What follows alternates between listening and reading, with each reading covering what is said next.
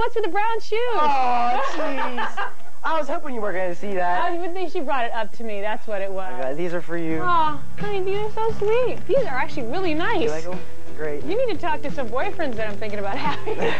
This is what the flowers are supposed to look like when you give girls flowers. Thank you so much. Thank you very much. Thank you so much. For everything. Thank you for the screening last night. The movie was great. Did you have a good time? Excellent, yes. I'm going to put these down. Not that I don't like, I just don't want to look like a prom queen. You know, like, I'm so happy I won. How are you? Good. What kind of questions you got for me? Poignant, probing, hardcore? This is an easy one. Okay. What was it like filming Forces of Nature? Really hot. We were in Savannah, and it was seemed like 110 degrees, probably like 98 with humidity.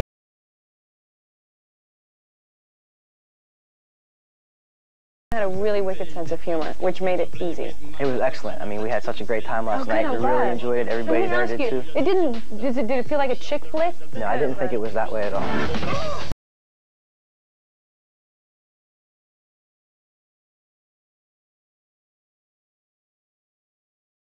Holiday. New Year's. New Year's. Big time. That's surprising. Big time. It's no pressure there. I mean, like all the other holidays seem to have like gifts involved or something. You have to prepare in a certain way. New Year's is almost just like it's anything goes. There's no structure on how to do it. And I've become really obsessed with New Year's, and I want that to be amazing. I want to be around everyone I love. We have to be in the same place, having a great time, and you know, I don't know why it just doesn't have the same pressures that I think a lot. I love the other holidays, don't get me wrong, but that one to me is just, I love it. That's interesting. Okay. If you were Hillary Clinton, how would you respond to President Clinton? I'd throw a pan at him, I'd hit him, and then I'd be really violent, and then I'd call him a bunch of names. That's their business, you know. It had to have been difficult for her. I don't think I would have handled it as well as she did. But I'm also not in that position. I can throw pans and say, I'm out of here and pack my bags. You would ever like to be married? Too many people get married for the wrong reasons. And, you know, they divorced 3 years later, so what's the point of having gotten married at all? Right. Why not just wait, discover who you are, enjoy yourself, and then when you stumble upon the person who happens to be your soulmate, then you've gone through the gamut of, you know, selfish behavior. Where do you think you would like your career to be in 10 years?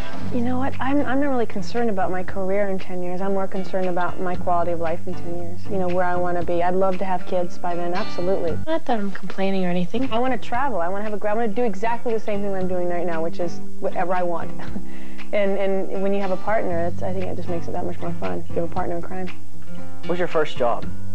My first job was as a cleaning lady in an insurance company. Insurance people are some nasty people. They had some nasty cubicles. I was like, insurance, how bad can that be? It was some stinky cubicles. But I got fired because... You got fired? I got fired from 2 jobs, actually, because my best friend was leaving. How about your first car? My first car was a Honda Accord hatchback that had Bob Marley stickers on it. Bob Marley? Yeah, total. That's dumb. But it was a... What was your most embarrassing moment? Oh, this is good. It's the only date that I've ever been on. It was in college, and it was my roommate's friend or something like that, and he picked me up. He took me on his boat, which was like a little dinghy, like a little boat with another couple, and they had a bunch of beer, and they were drinking a bunch of beer, and so I had some beer, and realized there was no toilet. All the guys were going, I was like, oh my God, I have to pee so badly. So I was trying to be really quiet about it. Maybe they'll go back into shore, and I realized they weren't moving. I said, I really need to get back into shore, and so they teetered back into shore. I leapt off the boat. I started running across a field where there was a big hole where they told me when we walked on there, don't fall in the hole. It's like 4 feet deep. I fall in the hole, like up to here, and it's like sewage, so I smell really bad. Oh, man. I run behind a house to go to the bathroom. It's right under the window of some guy watching TV. He sees me, but I wasn't about to stop. I just sat there, and I was like, you know what? I'm going to be here. And then I get in the car, and as I'm getting in the car, I rip my pants.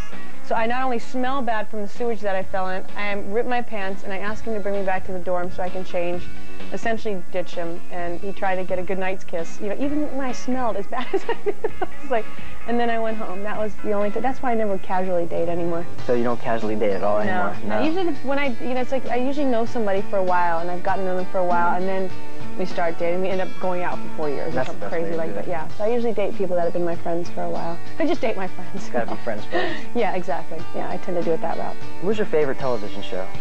Carol Burnett, and Solid Gold was a dance show. It was really cheesy, but I wanted to be a Solid Gold dancer, so.